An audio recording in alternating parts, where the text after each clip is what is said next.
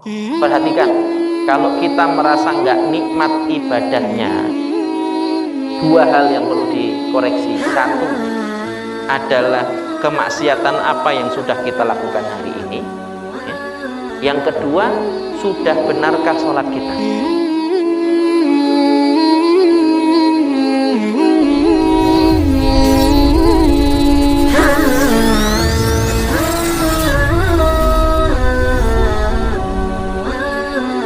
Assalamualaikum warahmatullahi wabarakatuh.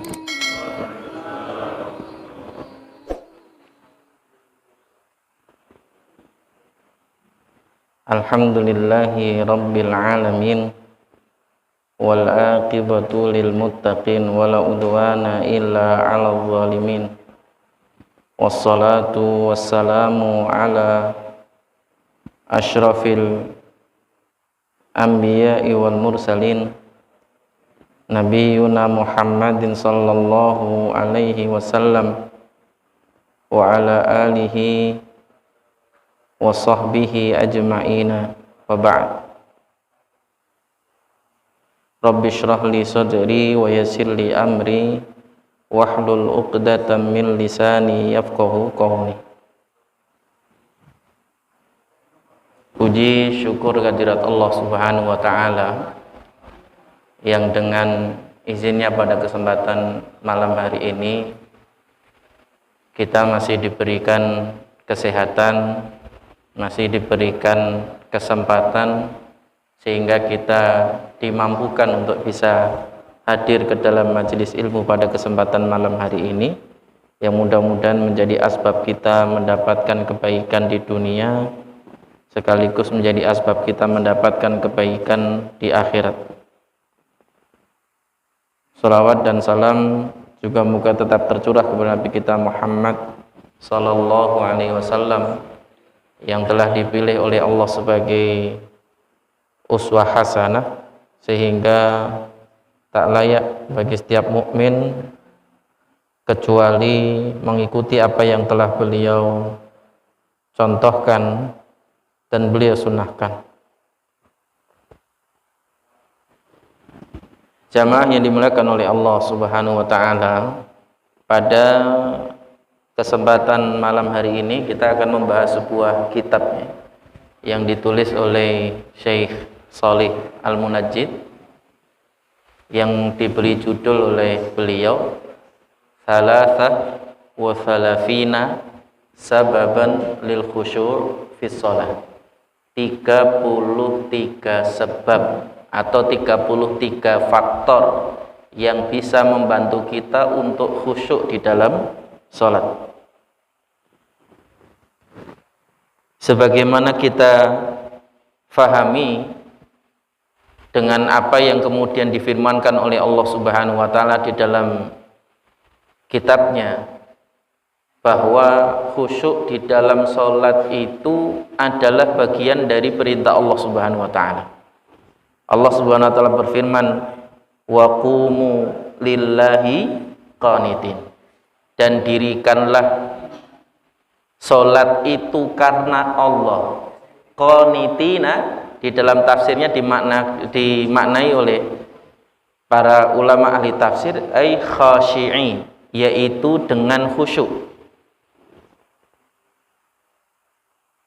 Di dalam ayat yang lain juga Allah Subhanahu wa taala menyebutkan, wa innaha lakabirah, sesungguhnya salat itu sulit. Sesungguhnya salat itu sulit, illa 'alal khashi'in, kecuali bagi mereka orang-orang yang khusyuk. Jadi kalau kita merasa enteng, merasa ringan ketika hendak mengerjakan salat, itu salah satu di antara indikator bahwa kita dimudahkan untuk khusyuk di dalam melakukan sholat itu.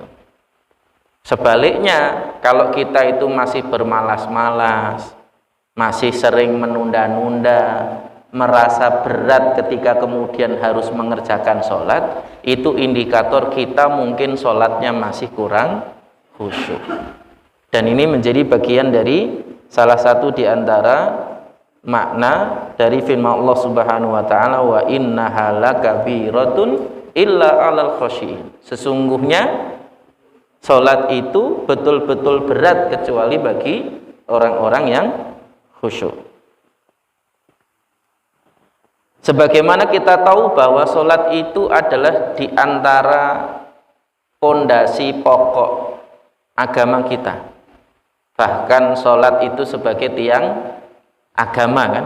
Kalau di dalam pelajaran-pelajaran agama yang dulu sering kita dengar dari guru-guru agama kita bahwa salat itu tiang agama.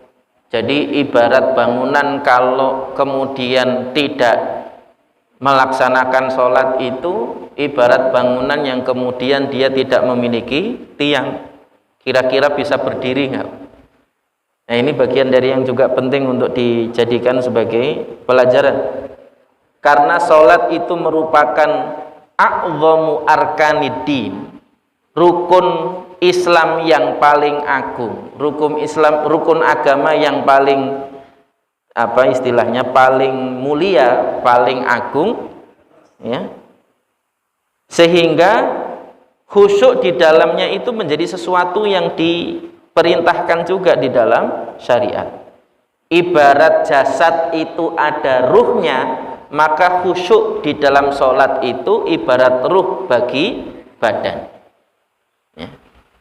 Jadi ruhnya sholat itu ada pada khusyuknya, sebagaimana ruhnya puasa itu ada pada sabarnya. Makanya Allah menyebut puasa itu dengan kalimat wasta'inu bis-sabri was-shalah. Minta tolonglah kamu kepada Allah dengan sabar dan sholat. Yang di dalam tafsirnya disebutkan bahwa makna as-sabru itu adalah as-saum, ya. Bahwa makna as-sabru itu adalah as-saum atau puasa, ya. Karena sholat itu penting bagi seorang hamba, maka musuhnya manusia atau musuhnya anak Adam itu selalu berusaha untuk kemudian menjadikan manusia itu tidak mendapatkan kekhusyuannya ketika sholat. Kalau dulu Pak Umar bin Khattab itu ketika ditujah oleh Abu Lu'lu'ah, seorang majusi yang saat beliau sedang sholat ditusuk dalam sebuah riwayat dengan belati, dalam riwayat lain dengan patahan mata anak panah. Jadi anak panah itu bagian ujungnya dipatahkan untuk diberi racun, kemudian ditusukkan. Yang ketika kemudian tertusuk itu kemudian sholat berhenti.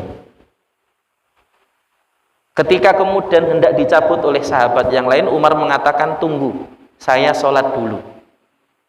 Jadi ketika Umar sholat itu lupa sakitnya, lupa segalanya, yang teringat ke sholatnya saja Pak. Berbeda dengan kita, sejak takbiratul ihram Allahu Akbar ingat segala-gala. Yang tadinya lupa jadi diingat ketika sudah takbiratul ihram.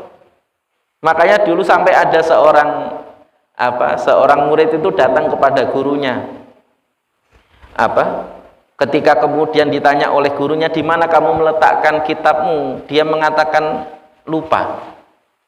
Lalu murid tadi itu mengatakan, saya tak sholat dulu, wahai guru atau wahai syekh, ya. Lalu kemudian gurunya tersenyum, dari mana kamu tahu kalau sholat itu membuat kamu ingat apa yang kamu lupa? Kata muridnya, karena setan itu selalu mengganggu kita di dalam sholat. Jadi apa yang kita lupa di luar sholat, kalau sudah mulai sholat jadi ingat. Ini yang jadi masalahnya. Berbeda dengan Umar bin Khattab. Umar bin Khattab itu kalau sudah sholat Pak, mau dicabut pisau dari tubuhnya atau apapun nggak kerasa. Sedangkan kita ini kalau mulai takbiratul ihram, gigitan nyamuk pun kerasa.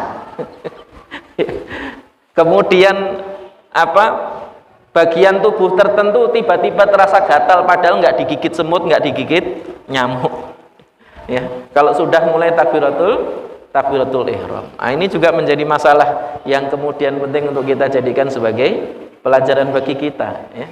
Ketika kemudian harusnya kita itu khusyuk di dalam sholat, yang kalau orang itu khusyuk di dalam sholatnya, maka yang ada dalam pikirannya adalah antara dirinya dengan Rabb-nya subhanahu wa ta'ala ya. Iblis pernah bersumpah, Pak, dari sejak dahulu bapak kita Adam alaihissalam ya. Itu iblis sudah memusuhi. Iblis mengatakan yang kemudian diabadikan oleh Allah di dalam firman-Nya, "Tsumma la'atiyannahum min baini aydihim wa min khalfihim wa an aymanihim wa an syama'ilihim." Sungguh aku akan mendatangi mereka, kata iblis, manusia maksudnya. Sungguh aku akan mendatangi manusia itu dari bagian depan ataupun dari bagian belakang, dari bagian kanan ataupun dari bagian kiri. Jadi iblis itu menggoda kita dari segala penjuru, Pak.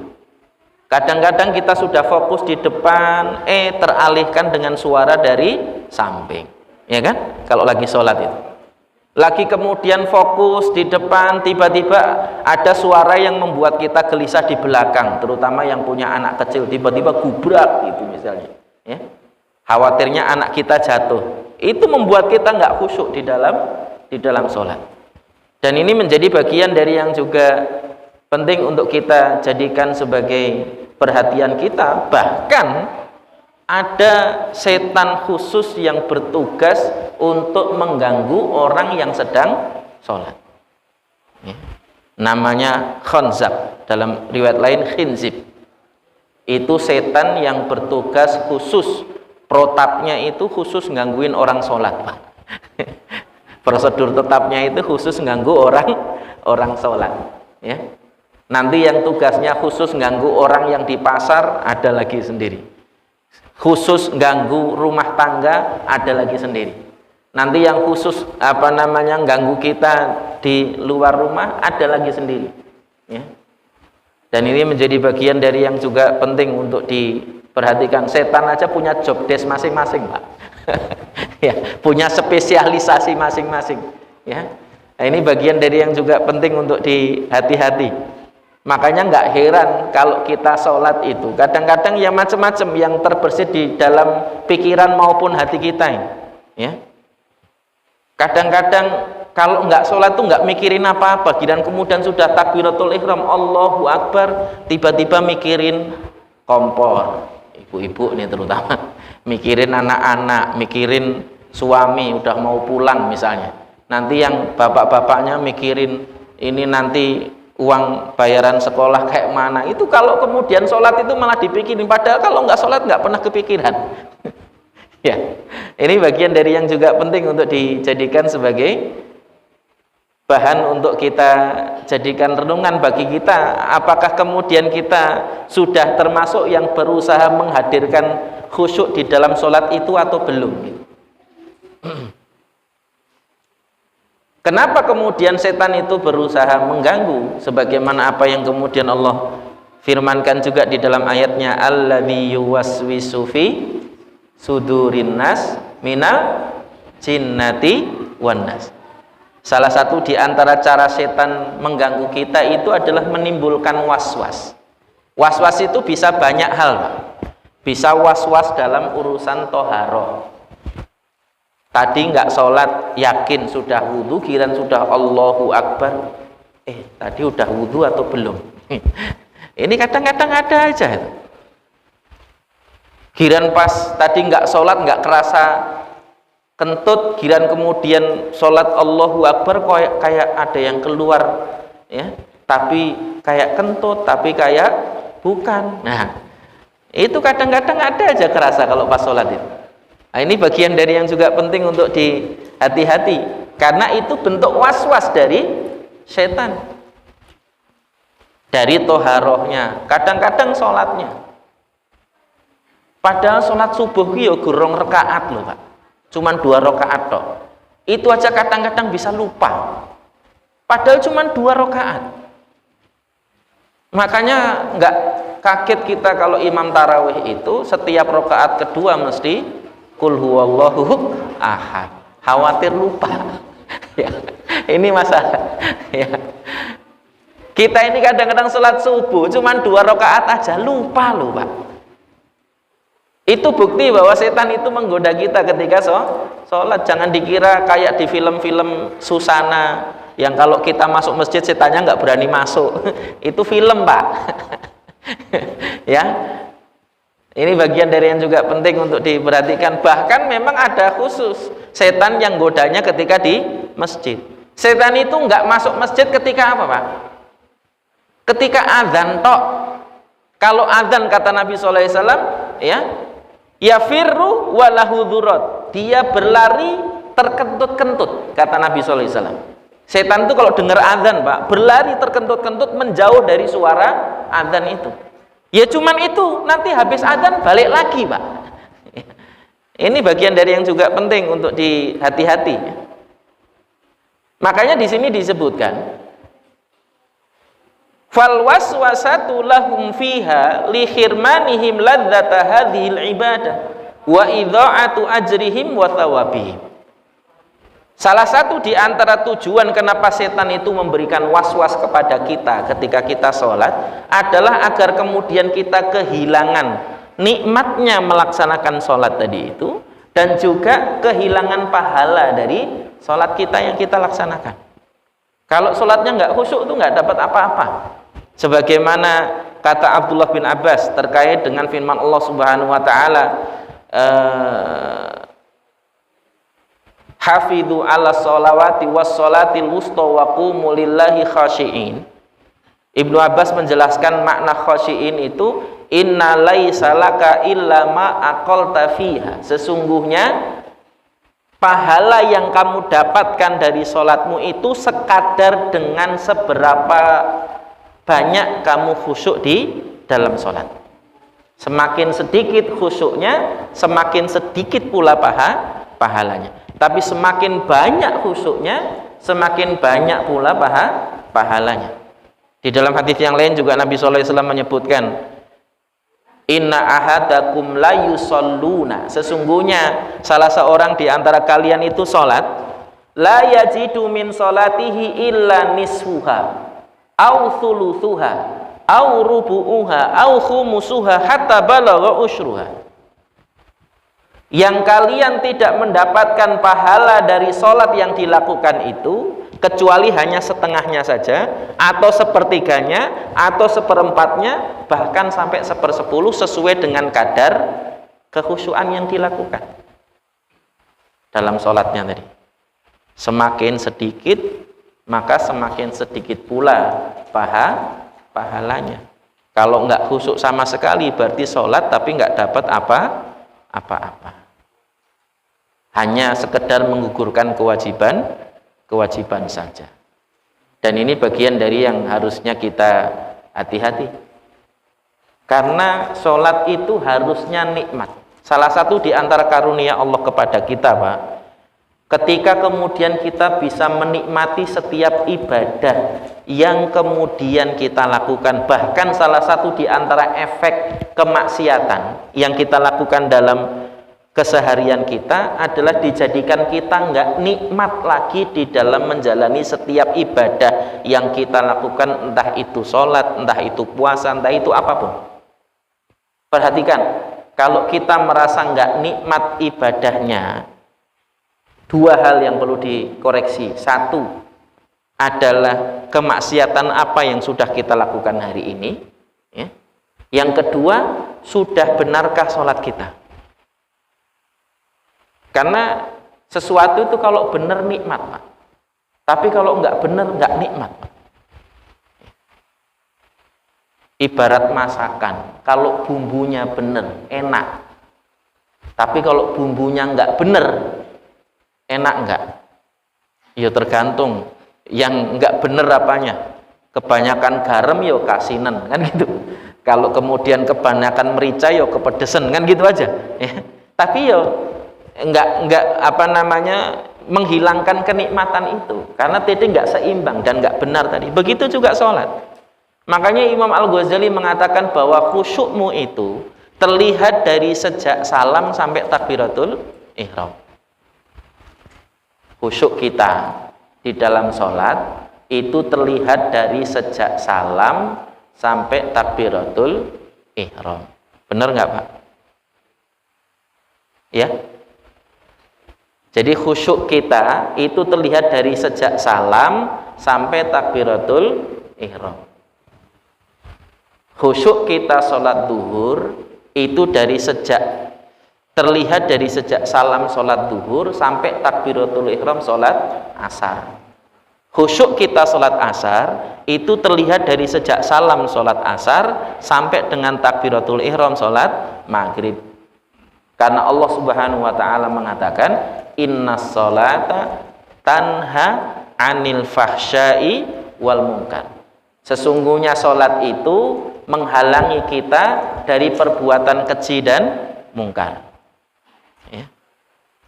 Jadi kalau kita sholatnya khusyuk Pak, insya Allah aman dari maksiat dari sejak sholat kita selesai sampai ketemu waktu sholat berikutnya. Dan begitu seterusnya. Itulah kenapa Allah melarang kita menunda waktu sholat. Ibarat obat itu ada timingnya Pak.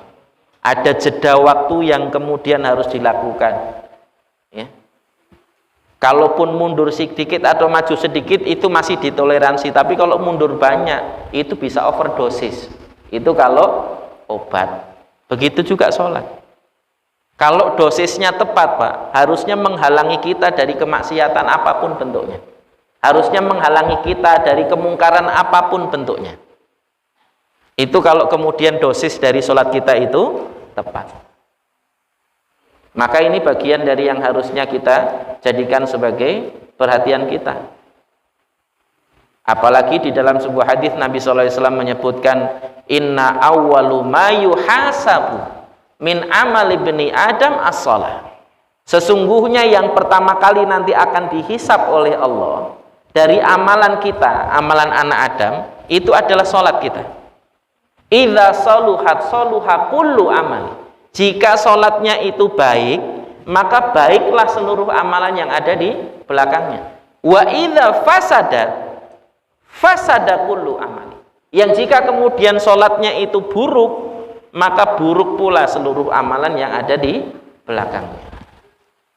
Dan ini menjadi bagian dari yang penting untuk kita perhatikan sebagai hamba Allah Subhanahu wa ta'ala. Di sisi lain bahwa sholat itu juga menunjukkan bentuk penghambaan secara penuh kepada Allah Subhanahu wa ta'ala. Makanya orang yang nggak sholat itu ibarat pembantu yang nggak mau kerja tapi pengennya dibayar. Kira-kira dikasih bayarannya nggak Pak? Nah, begitu kira-kira gambarannya. Sudah pembantu nggak mau kerja tapi maunya dibayar. Ya. Itu orang yang sudah jelas-jelas dia hamba Allah tapi nggak mau sholat. Ya. Itu ibaratnya nggak pengen sholat tapi nanti pengennya kalau di akhirat masuk surga.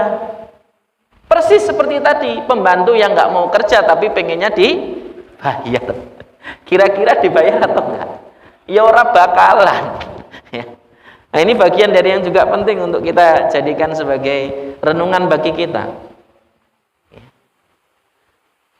Makanya disebutkan di dalam kitab Madarijus Salikin oleh Ibnul Jauzi, wa rubba musallin la akhira fihi wa yushiku an tadkhulul masjida fala tara fihim khashi'a. Berapa banyak orang yang sholat itu masuk masjidnya itu akhir-akhir, masbuk maksudnya.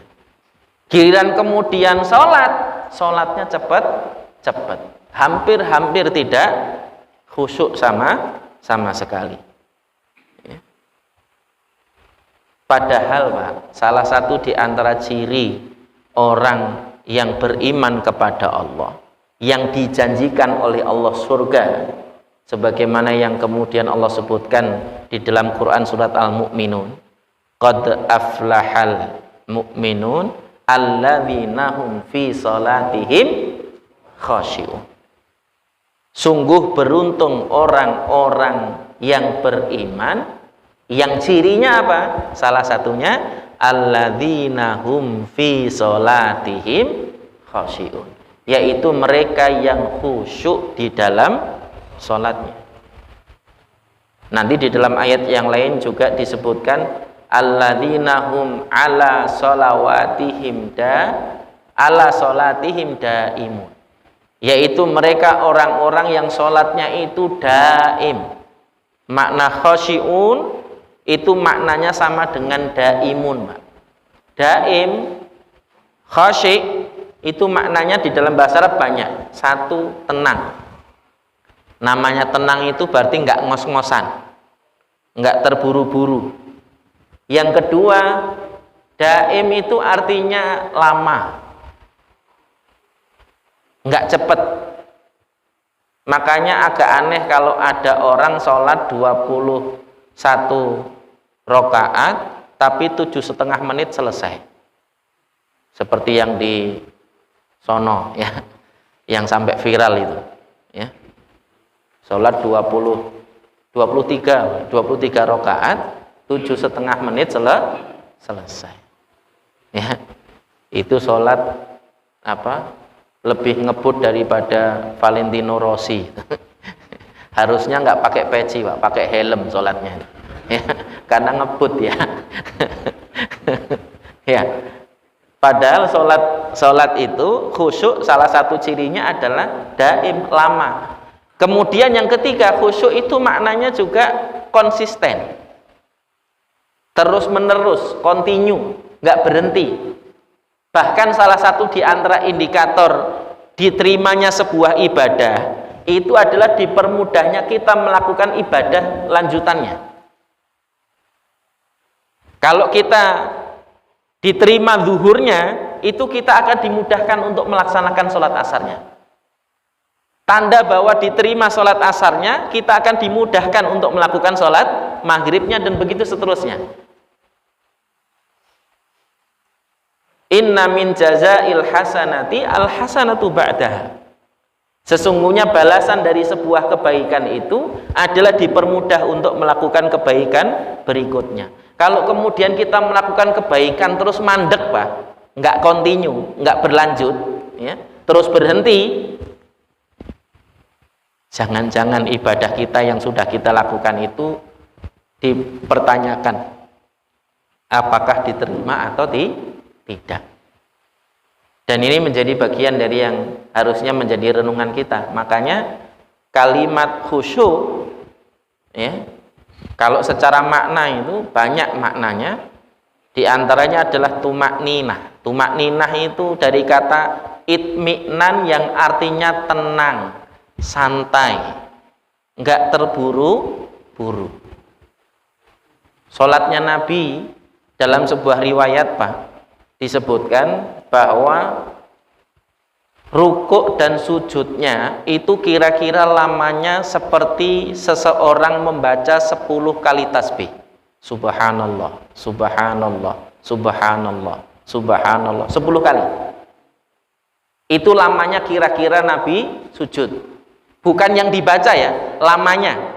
Durasi lamanya sujudnya itu kira-kira seperti seseorang membaca 10 kali tasbih. Rukuknya, sujudnya, duduk di antara dua sujudnya sama. Bahkan dalam riwayat lain disebutkan berdiri sama rukuk sujudnya itu lamanya juga hampir sama.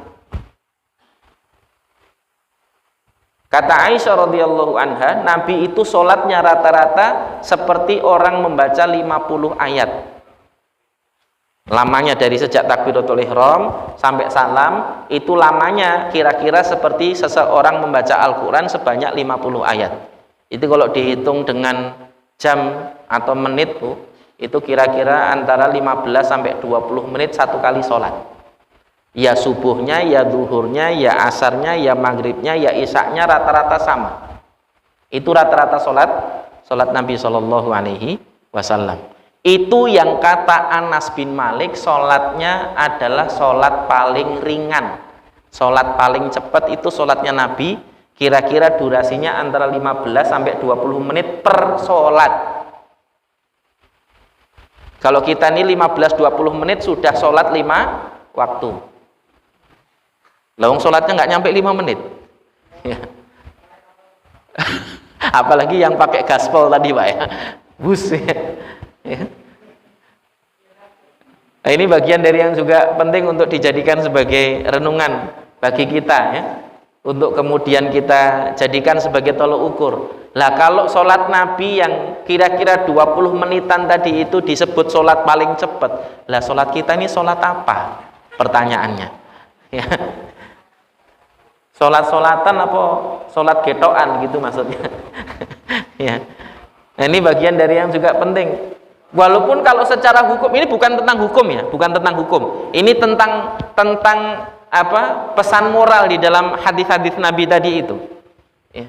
Kalau hukumnya di dalam fikih jelas, yang penting diawali takbiratul ihram, rukun dan syaratnya terpenuhi, kemudian ditutup dengan salam, sah sholatnya. Walaupun 5 menit tadi itu. Sah sholatnya Pak, kalau ukuran hukum fikih ya. Kita tidak sedang bicara hukum fikih, tapi kita ngukur sholat kita dengan sholatnya Nabi SAW. Loh kan banyak hari ini kaum muslimin yang seringkali mendaku kita ini aswaja, ahlu sunnah wal jamaah. Sunnah itu artinya apa? Mengikuti sunnah Nabi. Ya tinggal diukur saja, sesuai dengan sunnah apa enggak sholatnya, gitu aja. Kalau mengukur sunnah tadi hadisnya Aisyah radhiyallahu anha, sholatnya Nabi itu rata-rata seperti 50 ayat, antara 15 sampai 20 menitan tadi. Ya, paling lama ya sekitar setengah jam lah. Itu satu kali sholatnya Nabi.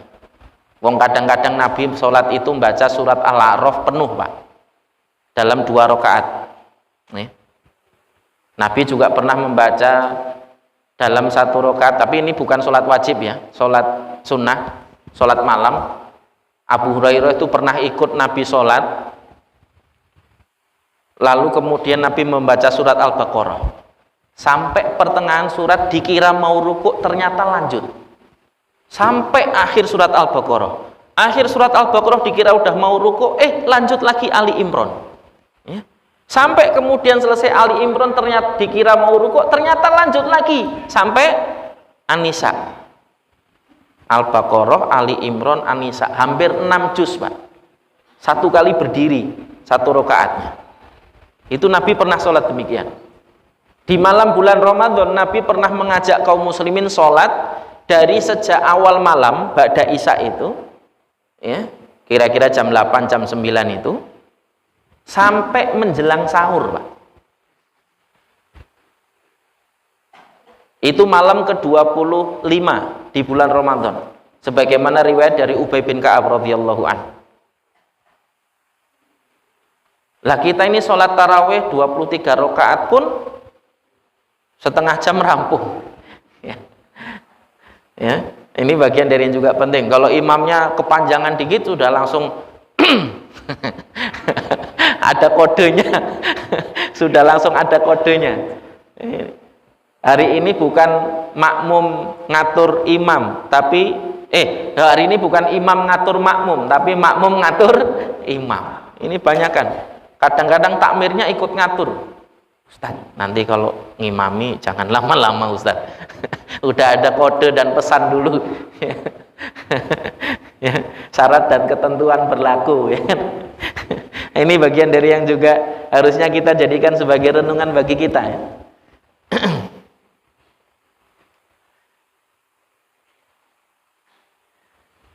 Terkait dengan firman Allah Subhanahu wa taala, wa qumu lillahi qanitin, ayat lengkapnya adalah hafidhu 'alas sholawati was sholatil wusta wa qumu lillahi qanitin. Jagalah olehmu salat-salat. Salat ada berapa, Pak? Salat ada berapa?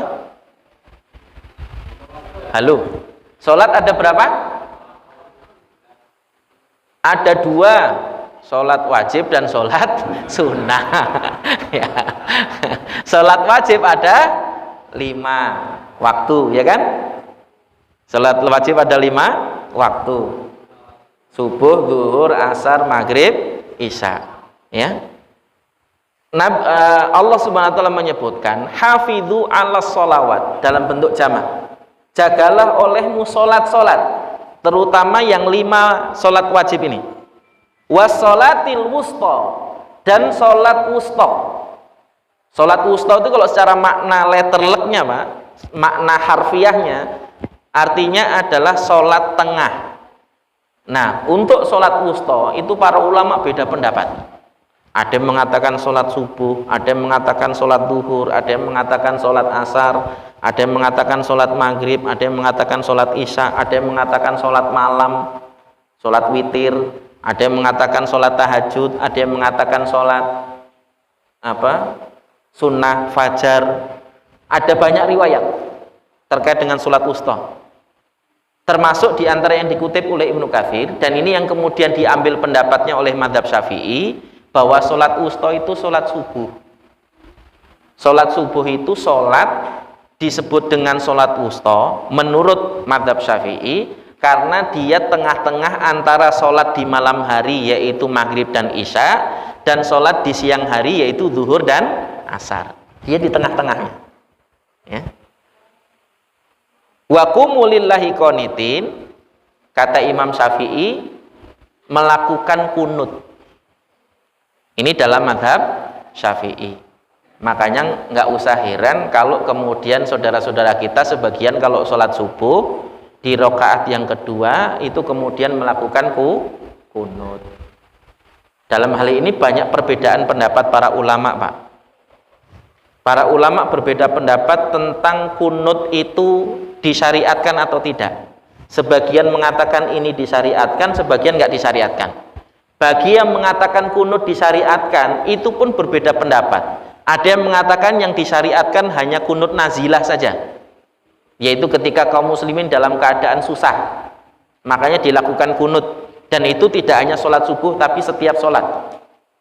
Ada yang mengatakan bahwa kunut itu yang disyariatkan kunut witir dan kunut nazilah. Tapi ada yang juga mengatakan yang disyariatkan itu kunut witir, kunut nazilah, dan juga kunut subuh.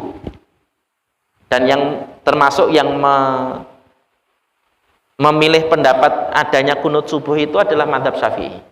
Itu pun masih berbeda pendapat lagi, Pak. Kunutnya kapan? Sebelum ruku atau setelah ruku? Itu para ulama beda pendapat. Dalam riwayat Abdullah bin Abbas disebutkan sebelum ruku, dalam riwayat yang lain disebutkan setelah ruku. Itu pun nanti dalam bacaannya beda pendapat lagi. Ada yang mengatakan bacaannya sebagaimana yang kemudian hari ini banyak dibaca kaum muslimin, Allahumma hdina fiman hadait wa afina fiman afait wa tawallana fiman tawallait, dan seterusnya. Itu riwayat dari Hasan bin Ali radhiyallahu an. Ya.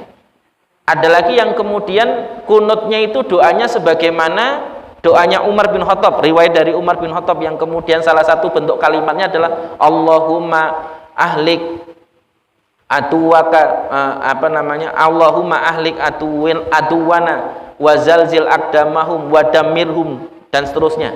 Ya Allah, hancurkanlah musuh kami, pecah belahlah mereka, dan seterusnya. Itu makna doa kunutnya. Itu riwayat dari Umar bin Khattab. Atau bebas. Pendapat yang ketiga mengatakan kunut itu nggak ada doa bakunya, bebas, boleh doa apa saja ketika kunut. Ya. Jadi kunut itu ikhtilafnya banyak, Pak.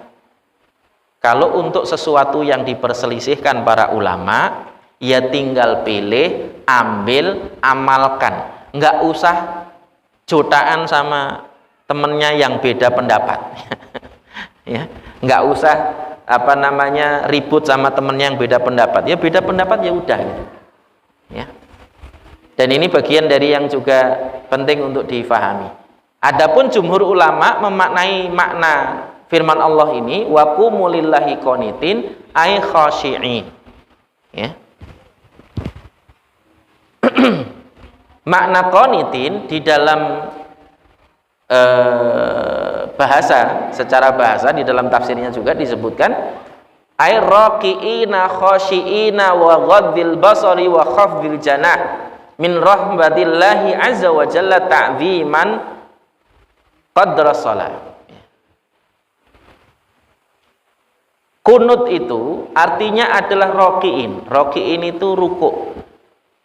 Makanya Nabi SAW menyebutkan orang yang tidak khusyuk ketika rukuk dan sujud itu disebut Nabi sebagai pencuri di dalam sholat. Alladzina la yatimmu ruku'ahu wala sujudahu, yaitu mereka yang tidak sempurna rukuk dan sujudnya. Rukuknya seperti kata Nabi, seperti ayam yang mematuk makanan, tul tul tul tul gitu. Itu rukuknya yang tidak sempurna kata Nabi, sebagai pencuri di dalam sholat ya. Dan ini menjadi bagian dari yang penting untuk dihati-hati. Khashi'in, dengan khusyuk. Ghaddul basar, ini juga catatan, namanya qanitin, sholat itu kalau khusyuk itu pandangannya ke bawah, Pak. Ghaddun itu artinya menundukkan atau menjaga pandangan, menjaga untuk konsisten pandangannya ke arah tempat sujud, tidak toleh kanan, toleh kiri, atau melihat ke atas. Bahkan tidak boleh seperti itu dalam sholat ya. Bahkan dalam salah satu pendapat mazhab itu bisa membatalkan sholat kalau dilakukan dengan sengaja, melirik atau toleh kanan, toleh kiri saat sholat, itu bisa membatalkan sholat kalau dilakukan dengan sengaja menurut sebagian pendapat mazhab. Sebagian yang lain mengatakan itu makruh di dalam sholat ya. Dan ini menjadi bagian dari yang harusnya kita hati-hati. Makanya jaga pandangan kita kalau lagi sholat itu ke arah tempat sujud. Wa khafdul janah, khafdul janah itu artinya merendah. Apa istilahnya? Kalau bahasa Jawa itu enggak kemaki. Kemaki itu apa? Apa? Kalau bahasa orang Betawi songong. Jadi sholat itu bukan gini. Sholat itu ya, namanya sholat merendah itu bagaimana menunjukkan bahwa dirinya itu seorang yang hina di mata Allah Subhanahu wa Ta'ala. Bukan malah merasa besar, merasa tinggi. Dan ini menjadi bagian dari yang penting untuk diperhatikan. Min rahbatillahi azza wa jalla, sebagai bentuk rasa takut kita kepada Allah Subhanahu wa Ta'ala. Satu catatan lagi sebelum kita cukupkan ya, bahwa namanya khusyuk itu letaknya di dalam hati. Khusyuk itu bukan pada pakaian, yang pakaiannya harus lusuh, compang-camping. Bahkan Nabi itu kalau sholat memakai pakaian terbaiknya kalau sholat ya. Bukan pakai pakaian asal, coblos nomor 1 misalnya ya. Kondangan itu nggak pernah pakai pakaian kayak gitu, tapi kalau sholat kok ada gitu maksudnya ya. Ini catatan ini ya. Nabi itu pakai pakaiannya yang terbaik ketika dia sudah mau sholat, sebagaimana perintah Allah, khudzu zinatakum inda kulli masjidin, ambillah pakaianmu yang terbaik setiap kali engkau memasuki masjid. Jangan yang coblos nomor 1 tadi, yang warnanya sudah hampir nggak kelihatan, tapi masih tersisa coblosnya tadi aja karena sudah lamanya baju itu. Nyangkul pakai itu ya, angkat-angkat nguli pakai itu, sholat yo pakai itu gitu.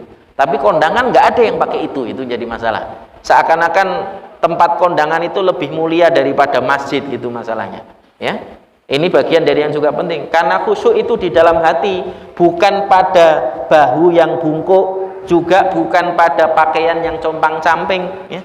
Dan bukan pada gerakan yang kelentruk gini, enggak Pak. Umar itu khusyuk Pak, tapi kalau ninju yo mental yang ditinju gitu maksudnya. Kalau kemudian jalan Umar itu cepat, Nabi itu kalau jalan Pak, itu seperti orang jalan di turunan itu.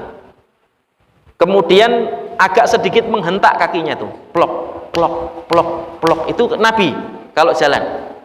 Cepat jalannya, menunjukkan apa? Menunjukkan giat dan brigasnya Nabi itu kalau lagi jalan. Brigas itu apa? Semangat gitu maksudnya. Enggak kelemar-kelemar, enggak klelet. Koyo entung. Entung malah ora ubah ya. Ini yang bagian dari yang juga penting untuk dihati-hati ini, ya.